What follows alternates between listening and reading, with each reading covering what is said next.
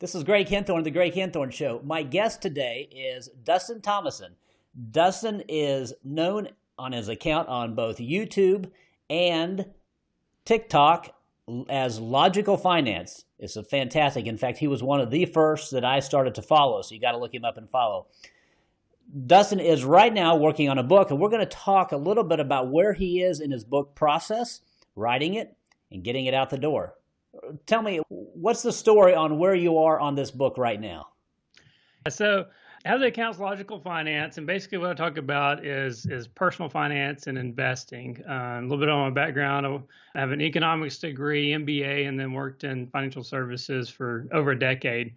I was taking concepts that I had done maybe YouTube videos on or TikTok posts on, and some things that, I just would have an idea about, inspiration about a specific topic. And I would pull up my Word doc at night and just write for an hour or two on a specific topic. And so eventually where I got to is I probably wrote, 160 or so pages, and then was able to consolidate that down to about 100 pages. I wanted to be as short as I possibly could make it. If I was, just coming into personal finance, wanted to know how to manage my money and start investing. So your target reader was who? Target reader was probably me at 18 years old, not knowing anything about anything. I came from a what I'd call lower middle income type family, didn't come from money. Investing was something that rich people did. And so, didn't have any background on investing or anything, and just made a lot of mistakes along the way that had I known what I know now, I could have done a lot better and been in a lot better position today. If I'd have known it when I was, 18 years old. This book right now is in what stage as we speak? It's in an interesting stage. So tell me about it. My plan was a week or two ago, I had finished writing the book, had gone through, done editing on it, had my wife go through. She's got a PhD, and so she's big on all this research and writing stuff. And so had her edit it down, and then was going to launch it. I guess it was last week. My main following is on TikTok, and so that was going to be the main place that How many followers do you have on TikTok? Like 240,000, I think. That's awesome. Yeah. So was going to launch it there, do it as cheap as I possibly could, because it's a personal finance book. I didn't want to gig people for $100 on a deal like that. So I'm going to charge less than $10 on it, and then all of a sudden it's Friday night. I was going to work the weekend on it and launch it like maybe on Monday. And news breaks that Trump is gonna ban TikTok the next morning. And so like everybody that I follow was on live on TikTok. I kind of panicked. I didn't have a title nailed down yet. I didn't have a book cover done, but I went ahead and launched it out there and just said, hey guys, this is 99% done. If you want to get it, I launched it on Gumroad. You can go get access to it now. I mean, the book was effectively done. It was just the finishing touches that I hadn't completed yet. Did you put it on Gumroad? What was the reason that you put it on Gumroad? Thing was just ease of access. I follow a couple people that have published on Gumroad on Twitter and had success. And so just the ability to quickly launch out there. I knew on Gumroad that if somebody bought the book and didn't like it, I could easily refund that book purchase to them. On other platforms, I just wasn't as familiar with those and how that process would work. And then also the margins on Gumroad. So with Gumroad, you get to keep like 95% of the revenue, whereas something like Amazon, you keep like 70% of the revenue, which would allow me to charge less for the book. And then ultimately, I'm taking the proceeds of the book and going to roll them into another project that I'm going to be working on.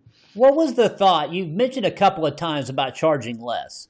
And what was your thought, or how did you derive to your price point? You said it's under $10, $9.99? $8 is what I put it as. So the advice that you're giving to your future self, is that because it's worth $8, or is it because you feel like that I said your future self, what I really meant was your 18-year-old self, your past self, or do you feel like that's probably the price point that you would have been willing to pay at that point?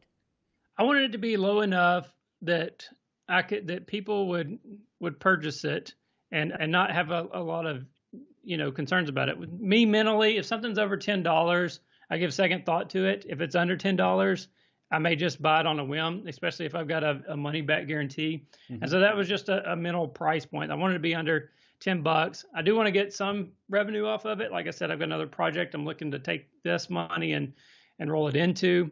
But that was ultimately how I came up with it. I wanted to be as cheap as possible. I felt bad, or would have felt bad charging, $25-$30 for, a book, even if it's give somebody, thousands of dollars worth of value. You're talking about personal finance, saving money. It just seems kind of weird to charge somebody a lot of money for that. And two, I wanted to give access to a lot of people that, don't have anything yet. When I was 18, I had a few $100. I mean, I just didn't have much. What do you think that it was? Do you think that the greatest impact, what I'm wondering, what made you decide that you wanted to do this as a book versus, say, as an online course or something else? What made you go in that direction? I think the courses have a bad name. As soon as you launch a course, it's just, from what I've seen, a lot of people use those to scam people, and so they have a negative connotation. I'm already doing what I would effectively be doing in a course on like my YouTube and through TikTok posts already. So the content's out there. The book just really came from, I think, two sources. One, just to have something consolidated that I can say, here you go, here's everything in 100 pages. Mm-hmm. And then two, I've gotten a lot of questions of what book should I read? And so having something there, that told me there was a demand for people to have something that they could get their hands on and read. Thank you, Dustin. Dustin gave the perfect example of the ready, fire, set publishing. And you know what that means is that he will have a chance to get that book out a second time. There's nothing wrong with having two different launch dates when you're first starting your first book. What's most important is you get that book out the door. As I always say, your second book will be much better. Waiting until that perfect moment when you have the perfect manuscript to get it out there is the surest way to never have that second book. The number of authors, famous authors, that you would recognize that has that first book that went into obscurity, but that their second book, if you look at it carefully, is somehow related, is numerous. And the reason it's numerous is because that idea was perfected in the second book. Don't let your enthusiasm for getting your book done, getting it done perfectly, stop you from just simply getting it done and getting it out. It's most important to simply get it done and get it out. That being said, a couple of things to think about. You want to have a system in place that will guarantee that that book is best. It is true, you only have one shot to make a first impression. Hopefully, if it's poorly done, that one shot will be with as few as people as possible. What you want to do is to make sure that you have it done right and done well that first time is get the professionals on your side that you need to help you publish a quality book. If you do that, it'll take you a little bit more time, a little bit more expense. But what you will have is a product you'll be proud of and a product that will take you not just the extra mile, but the extra 100 mile. For Greg Henthorne and The Greg Henthorne Show, thank you for watching.